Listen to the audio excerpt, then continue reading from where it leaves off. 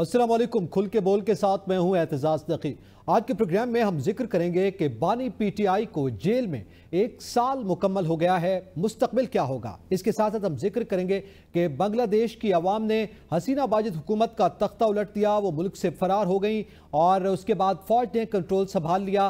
खित्ते में इसके क्या असरात मुरतब होंगे। इसके साथ साथ हम बात करेंगे कि DGISPR ने आज प्रेस ब्रीफिंग की है और अपने मौक़िफ़ और आज़म को दोहराया है। पैनलिस्ट में हमारे साथ मौजूद हैं हम्माद हसन, नादिर बलोच, बशीर चौधरी और उमर दराज गोंदल। मैं अपने तमाम पैनलिस्ट को वेलकम करता हूं और सबसे पहले हम्माद हसन साहब आपसे जानना चाहता हूं, क्या समझते हैं बानी पीटीआई को जेल में 1 साल मुकम्मल हो गया है और इस वक्त मुकदमात बने भी हैं, वो कुछ मुकदमात चल रहे हैं, कुछ में जमानतें हो चुकी हैं। आप क्या समझते हैं, क्या मुस्तकबिल होगा? रिहाई मुमकिन है या अभी भी जेल में वक्त गुजारना पड़ेगा? देखिए, बदकिस्मती से हमारे यहाँ अलमिया ये रहा कि पहले दिन से सियासी क़यादतों को इसी तरह की सूरत हाल का सामना करना पड़ा। यानी हम मौलवी तमीज़ुद्दीन केस से शुरू होते हैं, फिर फातिमा जनाह की एक अलग तारीख़ है, फिर भुट्टो साहब फांसी चढ़ गए, बेनज़ीर भुट्टो अमरीयतों से टकराती रही, नवाज शरीफ जलावतन होते रहे और अब इमरान खान। लेकिन असल मसला ये है कि सियासी क़ुव्वतों ने उस तरफ तवज्जो ही नहीं दी जिससे जमहूरियत को इस्तेहकाम मिले, पार्लियामेंट को बालादस्ती मिले, आईन व कानून को सरबुलंदी मिले। इसमें यकीनन सियासी क़ुव्वतों की कमज़ोरी है, लेकिन कमज़ोरी तो दूसरे लोगों को भी थी, लेकिन सियासी क़ुव्वतें आसान हदफ और टारगेट रही बात इमरान खान की, तो ज़ाहिर है कि इमरान खान के अंदर वो सियासी मैच्योरिटी नहीं थी और वो फिर पूरी पीटीआई के अंदर भी सरायत कर गई। ये चीज़ जो उनका रवैया था वो उनके कारकुनों का रवैया बना, और ये सिर्फ इमरान खान का नहीं बल्कि जहाँ भी किसी सियासी लीडरशिप का जो रवैया होता है, जो एटीट्यूड होता है, वो फिर उनके कारकुनों का भी बन जाता है। तो इमरान खान के रवैये में एक जारहानापन भी था, ज़रा कुछ तहजीबी हवालों से कुछ मसाइल भी थे, फिर वो उनके कारकुनों में भी सरायत कर गए। लेकिन इससे बड़ा अलमिया जो उनके साथ हुआ तो वो इंतज़ामी नाकामी थी, सियासी नाकामी थी। वो सरेआम कहते रहे कि मैं किसी सियासतदान से मुज़ाकरात नहीं करूँगा, बल्कि ये रवैया उनका अब जेल में भी यही रहा और उन्होंने कहा कि मैं DGISI और आर्मी चीफ के अलावा किसी से मुज़ाकरात नहीं करूँगा। लेकिन जब वो इक़्तिदार में थे तो उसने अपने सियासी हरीफों के ख़िलाफ़ इंतहाई जारहाना रवैया इख्तियार किया। मैं ऐसी उतरवा दूँगा, मैं जेल में डाल दूँगा, मैं मोंचे काट दूँगा। तो ये उनका सियासी रवैया था। दूसरी उसके साथ जो दूसरा मसला था वो इंतज़ामी गिरफ्त उनकी बहुत कमज़ोर थी और इसी वजह से उनके ख़िलाफ़ बहुत सारे मसाइल सामने आए। 190 मिलियन भी चल रहा है, फिर और भी, फिर फरागोगी, शहजाद अकबर और इस तरह के, उस्मान बुज़दार, इस तरह के मसाइल भी सामने आए। तो यकीनन उनके अपनी कमज़ोरियाँ भी है। लेकिन एक मसला हमारे साथ ये है कि हमने जमहूरियत को इस्तेहकाम और मजबूती की तरफ ले जाने में बहुत सुस्ती दिखाई और हमारी सियासी क़यादतों ने यकीनन इसमें उनकी बहुत कमज़ोरी है कि वो इस्टब्लिशमेंट के सामने झुकते रहे। वो आईन व कानून को बालादस्त बनाने के लिए उन्होंने कोई ज़्यादा कोशिशें नहीं की, गो कि वो आमरीयतों से टकराए। उनकी एक शानदार तारीख़ है।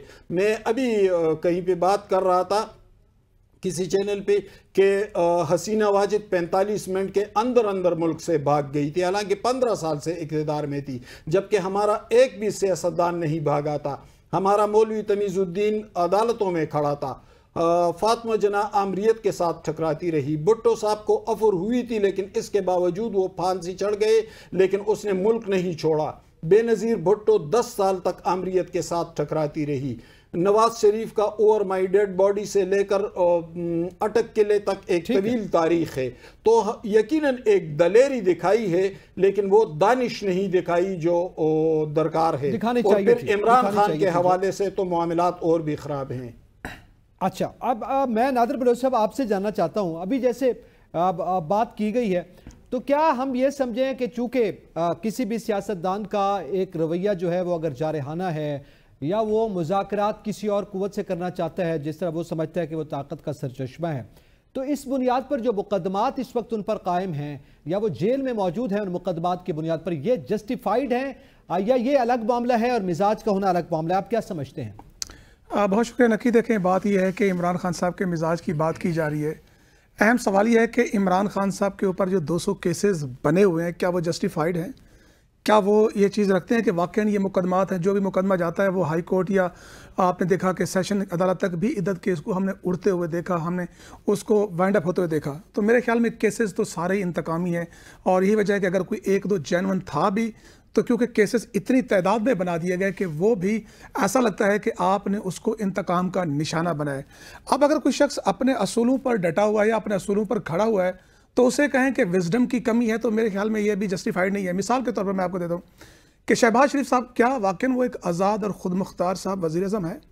کیا وزیر داخلہ انہوں نے اپنا خود لگایا ہے؟ کیا وزیر خزانہ نے اپنا لگایا ہے؟ اور وہ جو کی پوسٹیں تھیں وہ کن کے کہنے کے اوپر جو ہے وہ وزارتیں جو ہے بانٹی گئی؟ اور آج بھی جو کہا جاتا ہے کہ اصل وزیر اعظم تو شہباز شریف صاحب نہیں ہے، وہ محسن نقوی صاحب ہیں. تو پھر بہت ساری چیزیں جو ہے وہ زیر سوال آ جاتی ہیں کہ کیا ان کے پاس مذاکرات کا اختیار ہے بھی صحیح، اور اگر اختیار ہے تو کتنا ہے؟ تو میرے خیال میں شہباز شریف صاحب کے پاس بھی اختیار نہیں ہے، اور جب اختیار نہیں ہے پھر جن کے پاس اختیار ہے تو پھر مذاکرات کی بات انہی کے ساتھ ہونا جسٹیفائیڈ ہے. آپ یہ دیکھیں کہ جب نواز شریف صاحب یا بے نظیر بھٹو صاحبہ کے بارے میں کہا جاتا ہے تو وہ جب آئی تھی تو این آر او کس سے کیا تھا، کس کے ساتھ مذاکرات کیے تھے، اور اس وقت کون سے لوگ تھے جو اس اقتدار میں تھے؟ لیکن اس کے باوجود آپ نے دیکھا کہ اسٹیبلشمنٹ کے ساتھ ہی مذاکرات کیے گئے، اسٹیبلشمنٹ کے ساتھ ہی جو ہے وہ راستہ نکالا گیا. تو میرے خیال میں اس وقت بھی یہی صورتحال ہے. عمران خان صاحب اگر فیصلے عدالتوں نے کیے، اور میرے خیال میں یہ اگست کا مہینہ بہت امپورٹنٹ ہے، اور بالخصوص آپ اسلام آباد ہائی کورٹ دیکھ رہے ہیں جس انداز میں فیصلے ہو رہے ہیں، اور جس طرح لاہور ہائی کورٹ میں 12 کیسز ایک ہی اس میں نکل گئے. تو میرے خیال میں اگر اس طرح سٹارٹ ہوا تو یہ کیسز فارغ ہو جائیں گے. باقی آپ نے مریم اورنگزیب صاحبہ کا بیان بھی دیکھا کہ وہ کہہ رہی تھیں کہ کیسز اس طرح نہیں جائیں گے، یعنی کہ عدالت سے ہٹ کے بھی کوئی قوت ہے. تو پھر سوال تو بنتا ہے.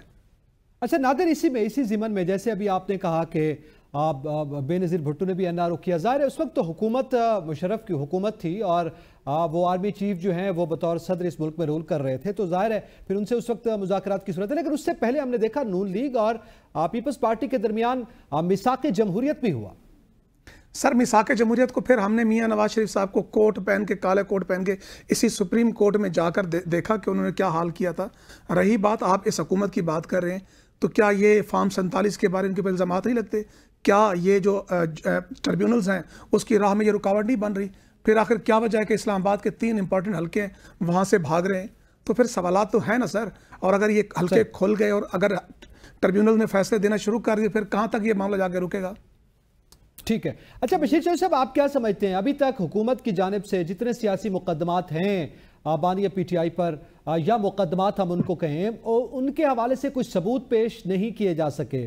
بیشتر مقدمات ہیں جس میں ضمانتیں بھی ہوئیں. سائفر کیس ایک بڑا مقدمہ ہے، ابھی ظاہر ہے پھر 190 بلین اور توشہ خانہ والا ہے وہ بھی خیر ہمارے سامنے.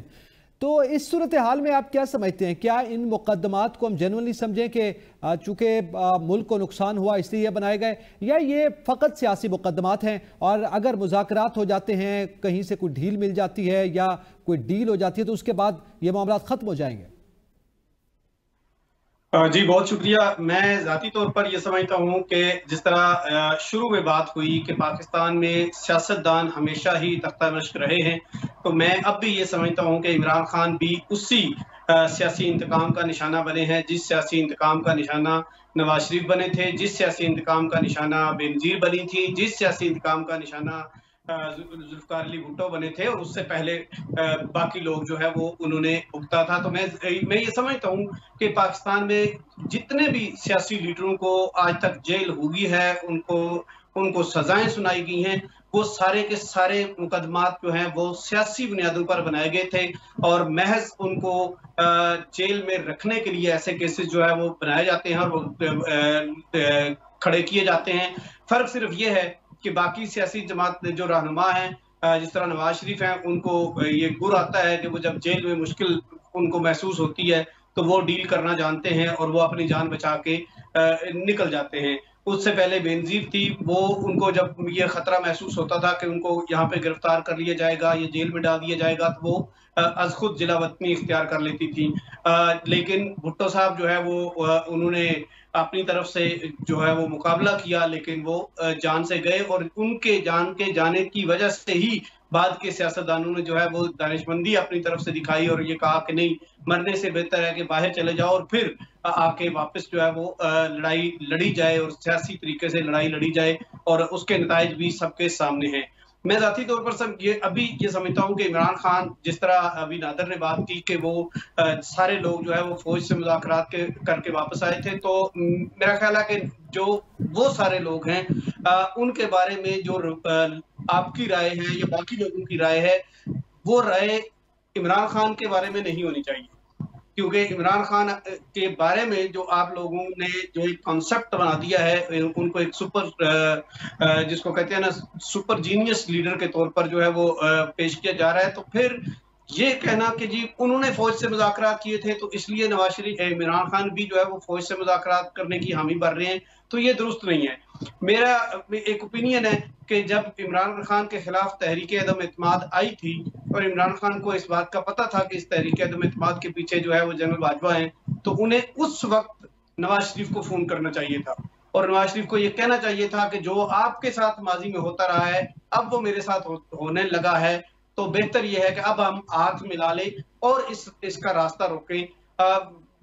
میں غلط ہو سکتا ہوں یا میری رائے غلط ہو سکتی ہے، لیکن میرا خیال ہے کہ نواز شریف اگر اس وقت عمران خان کو مثبت جواب دیتے. اس کی ایک مثال بھی ہے کہ اس سے کچھ عرصہ پہلے جب نواز شریف وزیر اعظم پاکستان تھے تو آزاد کشمیر میں پیپلز پارٹی کی حکومت کے خلاف تحریک عدم اعتماد آ رہی تھی، اور نواز شریف کو یہ مشورہ دیا گیا تھا کہ جی اس تحریک عدم اعتماد کا راستہ روکیں، اور نواز شریف نے اس تحریک عدم اعتماد کا راستہ روکا تھا اور پیپلز پارٹی کی حکومت نے وہاں پہ اپنا جو وقت ہے وہ پورا کیا تھا. لیکن میرے کہنے کا مطلب یہ ہے کہ سیاسی قوتوں کو اکٹھا کرنے کی ضرورت تھی اور عمران خان اس وقت کر سکتے تھے، لیکن انہوں نے نہیں کیا. تو آپ ابھی نہیں بشیر چوہدری صاحب، ابھی آپ نے جیسے بات کی کہ مزاحمتوں کے حوالے سے ایک پوری ظاہر لسٹ بھی ہے جس کا ذکر ابھی حماد صاحب نے بھی کیا ہے. آپ کیا سمجھتے ہیں کہ کیا میاں صاحب کا، بڑے میاں صاحب کا اس وقت عمران خان کے دور حکومت میں جب وہ جیل میں تھے اس کے بعد باہر چلے جانا کسی بھی وجہ سے اور پھر واپس آ کے لڑائی لڑنا ایک دانشمندانہ فیصلہ تھا سیاسی طور پر؟ اس میں دو باتیں. پہلی بات یہ ہے کہ نواز شریف کا باہر جانا، اور خاص طور پر اگر وہ عمران خان کے ساتھ بات کر کے باہر جاتے یا کسی سیاسی حکومت کے ساتھ بات کر کے جاتے یا عدالت سے جینوئن ریلیف لے کے باہر جاتے تو بڑی اچھی بات ہوتی. لیکن یہ بات طے ہے اور یہ خود نون لیگ کی قیادت مان رہی ہے، میں نہیں کہہ رہا، نون لیگ کی اپنی ساری قیادت مان چکی ہے کہ وہ ایک ڈیل کے تحت باہر گئے تھے، اور اس کا میں نے ذکر بھی کیا کہ نواز شریف کو ڈیل کرنا آتا ہے اور وہ ڈیل کر کے باہر گئے. تو نواز شریف جو ہے وہ ڈیل کر کے باہر گئے. نواز شریف نے اس کے بدلے میں جنرل باجوہ کی ایکسٹینشن جو ہے اس کا ووٹ دیا، اور اس ووٹ کے دینے کے وعدے کے طور پر جو ہے وہ بیرون ملک گئے. تو میرا خیال ہے کہ یہ جو ہے وہ یہ نہیں ہے کہا جا سکتا کہ وہ ڈیل کے بغیر نہیں گئے. لیکن اگر اس کو سیاسی انداز سے دیکھا جائے تو اگر نواز شریف اس وقت سے لے کے اب تک جیل میں ہوتے تو جو ان کی صحت کے حالات تھے یا مجموعی طور پر ان کے حالات تھے شاید وہ اب اس طرح سے نہ ہوتے. لیکن اس کا ایک سیاسی فائدہ ان کو ضرور ہوتا. میں یہ بھی کہہ دوں کہ ان کا ایک سیاسی فائدہ یہ ضرور ہوتا کہ وہ ان کی جماعت جو ووٹ کو عزت دو کا نعرہ تھا اس سے پسپا نہ ہوتی، اس سے پیچھے نہ جاتی، تو ان کو سیاسی میدان میں سیاسی طور پر یہ مناسب نہیں ہے. ٹھیک ہے. اچھا، اب تھوڑا عمر دراز گزر صاحب، آپ کیا سمجھتے ہیں جب خان صاحب جیل میں گئے تھے، آپ کو یاد ہوگا اس وقت یہ بات کی جاتی تھی کہ خان صاحب جو ہیں وہ کچھ ماہ بھی جیل میں نہیں گزار پائیں گے، ان کے بارے میں یہ تاثر موجود تھا. لیکن ہم نے دیکھا کہ اب 1 سال مکمل ہو گیا ہے اور خان صاحب جو ہیں وہ اپنے موقف پر بھی ڈٹے ہوئے ہیں. مذاکرات کے حوالے سے جب ان کو کہا جاتا ہے اس کو یہ الگ بحث ہے کہ ان کا موقف غلط ہے یا صحیح ہے، مگر وہ جیل میں ابھی تک موجود ہیں. آپ کیا سمجھتے ہیں کہ کیا ہماری ان کے حوالے سے جو تاریخ ہے یا ہمارا جو ووٹر کی ایک نفسیات ہے اس میں اب کوئی تبدیلی ممکن ہے آنے والے وقت میں؟ کیونکہ اس میں تو جو ریکارڈ ہے یا جو ہماری پرسیپشن تھی وہ بڑی مختلف ثابت ہوئی ہے، آراء جو ہیں اس کے برعکس ہوا ہے.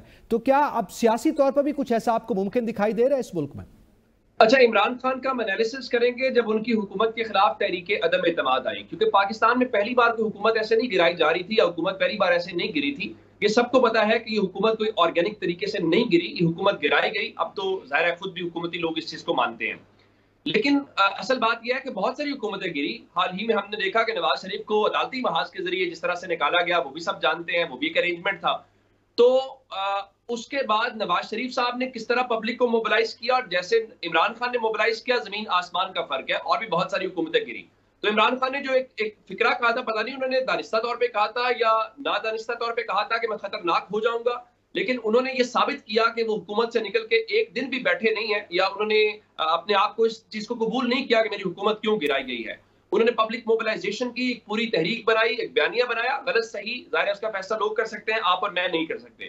ایک بات وہ ہو گئی. اور اس کے بعد عمران خان کے حوالے سے جب ہم نے یہ دیکھا کہ ان کی گرفتاری والا معاملہ آیا، تو یہاں تاثر تھا کہ عمران خان جیل سے ڈرتے ہیں، یا عمران خان جیل میں زیادہ وقت گزار نہیں سکیں گے، یا پھر یہ تاثر قائم کرنے کی کوشش کی گئی کہ عمران خان کو جیل میں ڈالا اس لیے جا رہا ہے کہ ان کو لائن پہ لایا جائے، وہ لائن پہ آ جائیں گے. لیکن آج ایک پورا سال ہونے کے بعد عمران خان نے ایک بار پھر اپنے مخالفین کو غلط ثابت کیا ہے کہ وہ جیل کاٹ سکتے ہیں، اور وہ دلیری کے ساتھ کاٹ سکتے ہیں. اور انہوں نے ایک بار بھی یہ نہیں کہا کہ وہ اگر وہ لاسٹ ٹائم وہ جو رپورٹ وہاں سے ہوا کہ فوڈ پوائزننگ کا انہوں نے ذکر کیا، لیکن عمران خان نے ایک بار بھی نہیں کہا کہ وہ جیل سے باہر جانا چاہتے ہیں، وہ اسپتال جانا چاہتے ہیں، ملک سے باہر جانا چاہتے ہیں. ایسا بھی انہوں نے نہیں کیا.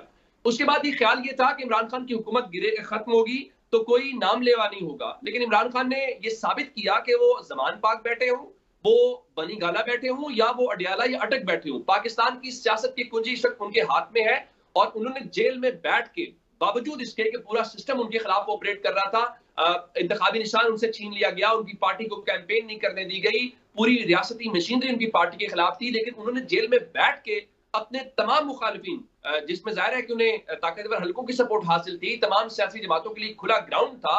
نواز شریف صاحب کی اکتوبر میں ہم نے ریاستی لانچنگ دیکھی، لاہور کے شاہی قلعے کے اندر کس نے ہائی ٹی کا اہتمام کیا تھا، سب کو پتا ہے، سب کچھ جو کچھ ہوا.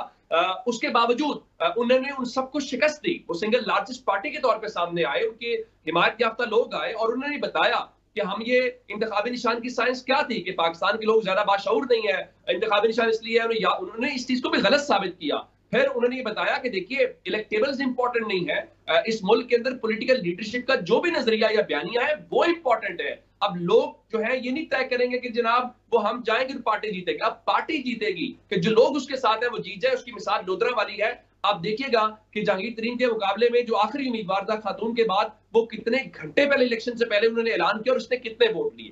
تو میرا خیال یہ ہے کہ اب یہ تاثر کسی کا خیال ہو کہ عمران خان ڈیل کریں گے، ظاہر ہے بات چیت تو آپ کو کرنی پڑے گی، آپ دروازہ سیاست میں بند نہیں کرتے.